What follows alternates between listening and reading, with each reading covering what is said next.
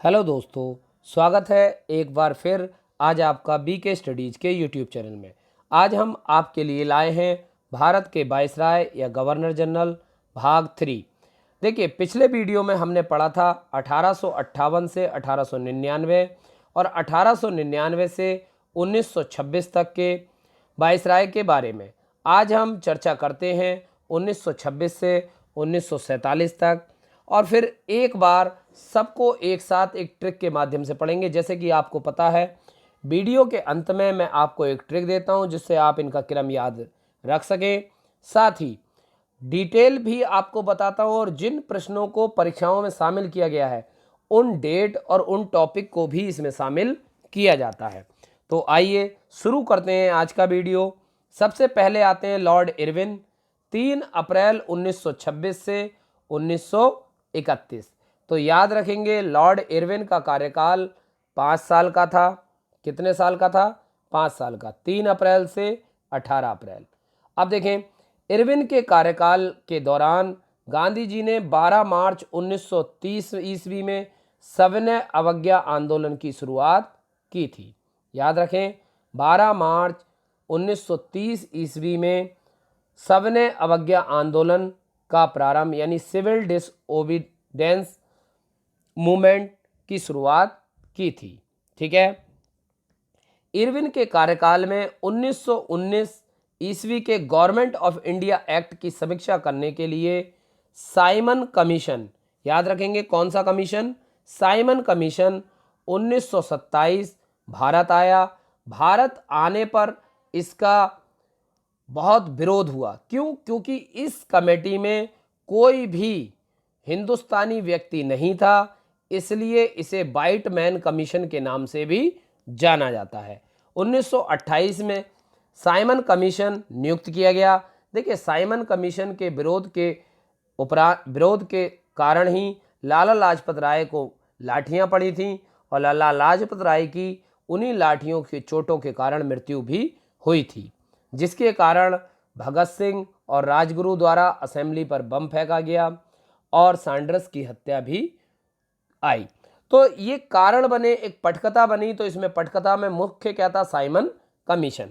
Simon commission के अध्यक्ष sir John Simon थे, और एक और सदस्य क्लीमेन एटली भी थे, जो बाद में इंग्लैंड के प्रधानमंत्री बने, जिनके कार्यकाल में 1947 में भारत और पाकिस्तान को स्वतंत्रता मिली। लॉर्ड इरविन के कार्यकाल में 1928 में मोतीलाल नेहरू ने नेहरू रिपोर्ट प्रस्तुत की। याद रखें, मोतीलाल नेहरू द्वारा रिपोर्ट प्रस्तुत की गई, जिसमें भारत को अधिशासी राज्य यानी डोमिनियन स्टेट का दर्जा देने की बात कही। इरविन के कार्यकाल में 1929 में पब्लिक सेफ्टी बिल और लाला लाजपत राय की हत्या के विरोध में असेंबली में 8 अप्रैल 1929 को भगत सिंह और उनके साथियों ने बम फेंका। शारदा विधेयक अधिनियम 1929। वाइसराय इरविन को ले जा रही बग्घी पर बम फेंका गया। कब फेंका गया? 1929। लॉर्ड इरविन के कार्यकाल में 1929 के प्रसिद्ध लाहौर षड्यंत्र एवं स्वतंत्रता सेनानी जतिन दास की 64 दिन की भूख हड़ताल के बाद जेल में मृत्यु हुई। तो याद रखेंगे, भूख हड़ताल से मृत्यु को प्राप्त करने वाले जतिन दास। कांग्रेस ने अपने लाहौर अधिवेशन में पूर्ण स्वराज की घोषणा की 31 दिसंबर 1929। साइमन कमीशन की रिपोर्ट प्रस्तुत किए जाने के बाद लंदन में प्रथम गोलमेज सम्मेलन नवंबर 1930 में हुआ। पहला गोलमेज सम्मेलन कब हुआ था? 1930। याद रखें, इसमें महात्मा गांधी ने भाग नहीं लिया था, जबकि अंबेडकर जी ने तीनों में भाग लिया था। भारतीय संविधान के सिद्धांतों के प्रतिपादन के लिए कांग्रेस ने 1930 ईस्वी में महात्मा गांधी के नेतृत्व में सत्याग्रह आंदोलन शुरू किया, और उन्होंने कुछ अनुयायियों के साथ दांडी यात्रा करके नमक कानून तोड़ा था। देखिए, दांडी यात्रा, असहयोग आंदोलन, इन पर एक वीडियो में अलग से, जो कि क्लास में बच्चे पढ़ते हैं उन्हें पता है, ये टॉपिक कराया जा चुका है। अभी हम मॉडर्न हिस्ट्री में जैसे ही वहाँ आएंगे तो इन आंदोलनों पर विस्तृत रूप से चर्चा करेंगे, और इन वाइसराय के कार्यकाल में बहुत ही महत्वपूर्ण जो घटनाएं घटी हैं उनको भी वन बाय वन डिसाइड करेंगे। अभी के लिए केवल एग्जाम पॉइंट ऑफ व्यू से, ट्रिक से, केवल वायसराय को ध्यान में रखते हुए। इरविन के समय लंदन में ब्रिटिश सरकार और गांधी जी के बीच प्रथम गोल में सम्मेलन हुआ था, लेकिन इसमें गांधी जी नहीं थे। गांधी जी ने ऐतिहासिक दांडी यात्रा प्रारंभ की थी 12 मार्च 1930। 5 मार्च 1931 में गांधी जी और इरविन के बीच इरविन पैक्ट, जिसे गांधी इरविन पैक्ट के नाम से जाना जाता है। देखिए, गांधी इरविन का पैक्ट कब हुआ था? 5 मार्च 1931, ठीक है। और फांसी कब दी गई थी भगत सिंह को? 23 मार्च 1931। ये कहा जाता है कारण कि अगर महात्मा गांधी चाहते तो भगत सिंह की फांसी टाली जा सकती थी। जिसके बाद गांधी जी ने सबने अवज्ञा आंदोलन वापस ले लिया। इरविन ने खनन और भू विज्ञान के विकास के लिए Indian school of mines Dhanbad की स्थापना की। अब दूसरे आते हैं लॉर्ड बिलिंगटन, 18 अप्रैल 1931 से 18 अप्रैल 1936। इनका भी कार्यकाल 5 साल का रहा। देखें, बिलिंगटन के कार्यकाल के दौरान द्वितीय गोलमेज सम्मेलन में गांधी जी ने कांग्रेस के एकमात्र प्रतिनिधि के रूप में हिस्सा लिया। 1 सितंबर 1931 से 1 दिसंबर 1931। 1932 में तृतीय गोलमेज सम्मेलन का आयोजन हुआ और दिसंबर 1932 कब हुआ? दिसंबर 1932 में। याद रखेंगे, दूसरे गोलमेज सम्मेलन के लिए गांधी जी एकमात्र सम्मेलन में गए थे और किसी कारणवश वहां से बिना सभा में बोले ही ये वापस आ गए। इस पर एक बहुत लंबी कहानी है, जब आप इसको गोलमेज सम्मेलन पढ़ेंगे तो मैं उसमें आपको इस पर डिटेल पे चर्चा करूंगा। बिलिंगटन के समय 1932 में देहरादून में भारतीय सेना academy, Indian military academy IMA की स्थापना की गई। ब्रिटेन के प्रधानमंत्री रेमजे मैकडोनल्ड ने, डेट याद रखेंगे, रेमजे मैकडोनल्ड ने 16 अगस्त 1932 में सांप्रदायिक निर्णय या सांप्रदायिक पंचायत की घोषणा की। गांधी जी ने इसके विरोध में आमरण अनशन की घोषणा की 19 सितंबर 1932 को। 19 सितंबर को, देखिए 5 सितंबर को, 16 अगस्त को समझौता हुआ था और 19 सितंबर को क्या कर दिया इन्होंने? घोषणा कर दी आमरण अनशन की। महात्मा गांधी और अंबेडकर के बीच पूना समझौता हुआ 25 सितंबर 1932। गांधी जी ने दोबारा सविनय अवज्ञा आंदोलन शुरू किया 1934 में। 1935 में गवर्नमेंट ऑफ इंडिया एक्ट पारित किया गया, जिसमें 1935 में ही बर्मा को भारत से अलग कर दिया गया। क्यों? क्योंकि उस समय जापान की सहायता से सुभाष चंद्र बोस बाद में आएंगे बर्मा तक, जब बर्मा अलग हो जाएगा, क्योंकि धीरे धीरे बर्मा का अधिकार अंग्रेजी क्षेत्र से बाहर होने लगा था, जिस कारण उन्होंने इसे क्या कर दिया? अलग। बिलिंगटन के समय ही भारतीय किसान सभा की स्थापना भी की गई। महात्मा गांधी व अंबेडकर के बीच, देखिए डेट याद रखेंगे, महात्मा गांधी और अंबेडकर के बीच 24 अक्टूबर 1932 को पूना समझौता हुआ। देखिए वहाँ पर 16 अगस्त को इरविन पैक्ट, ठीक, यहाँ पर 24 सितंबर को 1932 को पूना समझौता हुआ।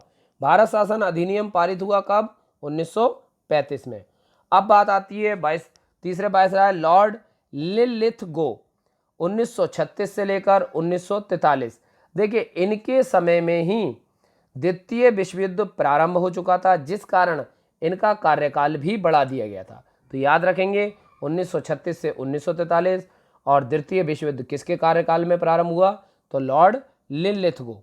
अक्टूबर 1939 के हरिपुरा के कांग्रेस अधिवेशन में सुभाष चंद्र बोस कांग्रेस के अध्यक्ष चुने गए। 19 फरवरी 1938 त्रिपुरी कांग्रेस में गांधी जी के विरोध के बाद सुभाष चंद्र बोस को दोबारा कांग्रेस का अध्यक्ष चुना गया। देखिए गांधी जी ने अपने उम्मीदवार के रूप में खड़ा किया था सीताभी पट्टा रवैया को, लेकिन सीताभाई पट्टा रवैया सुभाष चंद्र बोस से हार गए, जिस कारण गांधी जी ने कांग्रेस से त्यागपत्र दे दिया। अब त्यागपत्र दे दिया, जब गांधी जी नाराज हो गए तो सुभाष चंद्र बोस ने अपना त्यागपत्र दिया और कांग्रेस छोड़कर फॉरवर्ड ब्लॉक 1939 में फॉरवर्ड ब्लॉक नाम की पार्टी का गठन किया। लॉर्ड लिनलिथगो के समय में ही पहली बार मुस्लिम लीग द्वारा 1940 में पाकिस्तान की मांग की गई। याद रखें कब मांग की गई थी पहली बार? 1940 में। वायसराय द्वारा अगस्त प्रस्ताव कब आया? 8 अगस्त 1940 को। कांग्रेस के व्यक्तिगत सविज्ञा आंदोलन शुरू किया गया 17 अक्टूबर 1940 को। गुप्त रूप से सुभाष चंद्र बोस भागकर बर्लिन या जर्मनी पहुंचे 17 जनवरी 1941। रविन्द्रनाथ टैगोर की मृत्यु 1941। बर्मा पर जापान ने बम गिराए 1942। 1942 में क्रिप्स मिशन भारत आया। याद रखें, 1940 में कांग्रेस ने व्यक्तिगत असहयोग प्रारंभ किया। क्रिप्स के नेतृत्व में क्रिप्स मिशन भारत आया। 1942 कांग्रेस कार्यकारिणी की बैठक में गांधी जी ने भारत छोड़ो प्रस्ताव पास करवाया। भारत छोड़ो आंदोलन शुरू किया। लॉर्ड लिनलिथगो के कार्यकाल में ही गांधी जी ने करो या मरो का नारा दिया। भारत छोड़ो आंदोलन की शुरुआत भी की। गांधी जी, अबुल कलाम आजाद जैसे नेताओं को गिरफ्तार किया गया। कब? 8 अगस्त 1942। याद रखें, इसे अगस्त क्रांति के नाम से भी जाना जाता है। इसी दिन भारत छोड़ो आंदोलन की शुरुआत हुई और पहले दिन ही तो नेताओं को उठा लिया गया। तो ये जो है आम जनता द्वारा, यानी आम जनता के द्वारा इसका नेतृत्व किया गया और एक बहुत ही सफल और बड़े आंदोलन में तब्दील हुआ। अलगाववादी मुस्लिम लीग के नेताओं ने कराची अधिवेशन में विभाजन करो और जाओ का प्रसिद्ध नारा दिया, मार्च 1944। इसके बाद आते हैं लॉर्ड बेवेल, 1 अक्टूबर 1943 से 21 फरवरी 1947। ब्रिटेन में प्रधानमंत्री चर्चिल के बाद बेवेल भारत के वायसराय बने। बेवेल ने कांग्रेस और लीग के प्रतिनिधियों को शिमला में 25 जनवरी 1945, जिसे शिमला समझौता या बेवेल प्लान के नाम से जाना जाता है, बुलाया, लेकिन ये वार्ता असफल रही। बंबई में नौसेना ने 18 फरवरी 1946 को विद्रोह किया। कैबिनेट मिशन भारत पहुंचा मार्च 1946 में। मिशन ने अपने प्रस्ताव की घोषणा की 16 मई 1946। अखिल भारतीय कांग्रेस कमेटी ने प्रस्ताव को स्वीकार किया 7 जुलाई 1946। मुस्लिम लीग ने कैबिनेट प्रस्ताव को अस्वीकार करते हुए 16 अगस्त 1946 को प्रत्यक्ष कार्रवाई दिवस मनाया। 1946 में संविधान सभा के चुनाव 1 जुलाई 1946 जवाहरलाल नेहरू के नेतृत्व में अंतरिम सरकार का गठन किया गया। कब? 2 सितंबर 1946। संविधान सभा की प्रथम बैठक 9 दिसंबर को हुई, जिसमें सच्चिदानंद सिन्हा को अस्थायी अध्यक्ष चुना गया। 11 दिसंबर को डॉक्टर राजेंद्र प्रसाद स्थायी अध्यक्ष बने, जबकि 13 दिसंबर को उद्देश्य प्रस्ताव पारित किया गया। ब्रिटेन के प्रधानमंत्री क्लीमेंट एटली ने 20 फरवरी 1947 को ब्रिटेन के प्रधानमंत्री एटली ने ऐतिहासिक घोषणा की कि 3 जून 1948 तक भारत के स्वतंत्र होने की बात कही थी। देखिए, बात की थी जून तक और कर कब दिया? पहले ही। अब आते हैं लॉर्ड माउंटबेटन, 21 फरवरी 1947, 15 अगस्त 1900। भारत का अंतिम वायसराय या अंतिम गवर्नर जनरल कौन थे? तो थे चक्रवर्ती राजगोपालाचारी। लेकिन ब्रिटिश भारत का अंतिम गवर्नर जनरल कौन थे या वायसराय कौन थे? Lord Mountbatten. स्वतंत्र भारत के प्रथम गवर्नर जनरल लॉर्ड माउंटबेटन। तो यही क्वेश्चन 3-4 तरीके से आता है, इस पर फोकस करेंगे। माउंटबेटन भारत के वायसराय 24 मार्च 1947 बने। लॉर्ड माउंटबेटन ने 3 जून 1947 को भारत के विभाजन की घोषणा की। 4 जुलाई 1947 को ब्रिटिश संसद में भारतीय स्वतंत्रता अधिनियम पारित किया गया या प्रस्तुत किया गया, जिसे 18 जुलाई 1947 को पारित करके भारत के स्वतंत्रता की घोषणा कर दी। भारतीय स्वतंत्रता अधिनियम भारत को विभाजन करके भारत और पाकिस्तान नाम के 2 राज्यों में बांट दिया। जिन्ना भारत से कराची पहुंचे और संविधान सभा पाकिस्तान ने उन्हें 7 अगस्त 1947 को अध्यक्ष चुना। 15 अगस्त 1947 को भारत आज़ाद हो गया और जबकि 14 अगस्त 1947 को पाकिस्तान आज़ाद हुआ। ये कारण है भारत और पाकिस्तान के समय में 1 डिग्री यानी 4 मिनट के अंतर से, क्योंकि जिस समय आज़ादी मिली भारतीय समय अनुसार 12 बज रहे थे, जबकि पाकिस्तान के समय अनुसार 11:56 का समय हुआ था। अंतिम अब आते हैं चक्रवर्ती राजगोपालाचारी, 15 अगस्त 1947 से 48। भारत की स्वतंत्रता के बाद 1948 में चक्रवर्ती राजगोपालाचारी को स्वतंत्र भारत का प्रथम गवर्नर जनरल नियुक्त किया गया। देखिए, यहाँ तक थे भारत के गवर्नर जनरल और वायसराय की कहानी। अब हम ट्रिक करते हैं 26 से लेकर 48 के याद करने की। तो देखिए इसकी बहुत ही सिंपल ट्रिक है। ईरानी बिल्ली ने लीन होकर बावले ऊंट के चक्कर लगाए। ईरानी बिल्ली ने लीन होकर बावले ऊंट के चक्कर लगाए। देखिए कैसे, अगर बात करें ईरानी, तो ईरानी से क्या हो जाएगा आपका लॉर्ड इरविन। लॉर्ड इरविन का कार्यकाल कितने साल था? 5 साल। कितने साल का था? 5 साल, यानी 1926 से लेकर 1931। फिर है बिल्ली, बिल्ली से हो गया बिलिंगडन।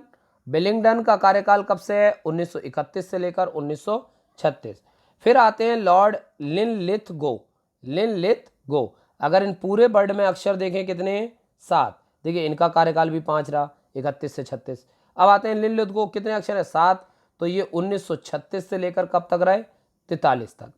उसके बाद आते हैं बावले ऊंट, तो बावले यानी बाबल, बैबल, तो बैबल कब कितने साल रहे? 4 साल, 43 से लेकर 47 तक। अब आए ऊंट, तो देखिए माउंट बैटन में अगर ये बीच का वर्ड देखेंगे तो क्या आएगा? ऊंट। तो माउंट बैटन कितने साल रहे? तो 47 में ही बने थे, ये कुछ समय के लिए बने, 1947 से 1947। हालांकि भारत के, जब तक भारत ने अपना संविधान लागू नहीं किया तब तक प्रशासन इनके हाथ में रहा, लेकिन भारत के नए गवर्नर जनरल को घोषित किया जा चुका था। वो कौन बने? चक्रवर्ती राजगोपालाचारी। कब से कब तक? 47 से 48। ये केवल बने 1 साल। ठीक है, एक था राजा तो 1 साल, तो इतना याद रखेंगे। देखिए हमने अब इन 3 पार्टों में याद किया। अब हमारी बारी आती है कि हम सबको एक साथ याद करें, यानी एक ही ट्रिक अगर इसको करनी हो तो कैसे करेंगे। देखिए पहले वायसराय 1800, अगर बात करें 58 से लेकर 1947, तो पहले क्या थे? केन गन से जान ली माया ने, बुक ने लिटिल रिवन डफर की लेंस गन पे बांधा। तो अगर हम यहाँ पर देखते हैं तो पहले कौन है? केनिंग। दूसरे कौन है? एल्गिन। तीसरे कौन है? Sir John Lawrence. चौथे कौन से? Lord Mayo. पांचवे कौन है? नॉर्थब्रुक। छठे कौन है? लिटन। सातवें कौन है? रिपन। आठवें कौन है? डफरिन। नवें कौन है? लैंसडाउन। और 10वें कौन है? एल्गिन द्वितीय। ये 10 को हमने पहले वीडियो में ट्रिक के माध्यम से पढ़ा था। बारी आती है दूसरे वीडियो में जो हमने पढ़ा था, कर्ज लेकर मिंटू हार्ड वर्क करके ऑक्सफोर्ड रीडिंग करने गया। तो देखिए कर्ज लेके कर्जन, मिंटो से मिंटो, हार्ड वर्क से हॉर्डिंग, ऑक्सफोर्ड से चैम्सफोर्ड और रीडिंग से रीडिंग, इनके बारे में पढ़ा। और आज के वीडियो में हमने पढ़ा ईरानी बिल्ली ने लीन होकर बावले ऊंट के चक्कर लगाए। तो देखिए यहाँ पर ईरानी से इरविन, बिल्ली से बिलिंगटन, लीन से लिनलिथगो, बावेल से वेबल, ऊंट से माउंट और चक्कर से चक्रवर्ती राजगोपाल। उम्मीद है आपको वीडियो पसंद आया होगा। हमारी ट्रिक आपको कैसी लगी, वीडियो कैसा लगा, इसके बारे में अपनी राय ज़रूर प्रकट करें। साथ ही अगर वीडियो आपको पसंद आती है तो अपने दोस्तों तक भी शेयर करें और हमारे साथ ऐसे ही बनाए रखिए अपना प्यार। दोस्तों को, family, friend, group, WhatsApp, Facebook, Twitter, जहां भी आपको मौका मिले इसे शेयर करें ताकि ज़्यादा से ज़्यादा लोगों तक पहुंच सके। आपका प्यार और आपकी शेयरिंग ही हमारे आगे बढ़ने के लिए आधार बनेगी और आपका मोटिवेशन हमें प्रेरित करेगा। हमारे साथ बने रहने के लिए शुक्रिया, धन्यवाद। आपका दिन शुभ रहे।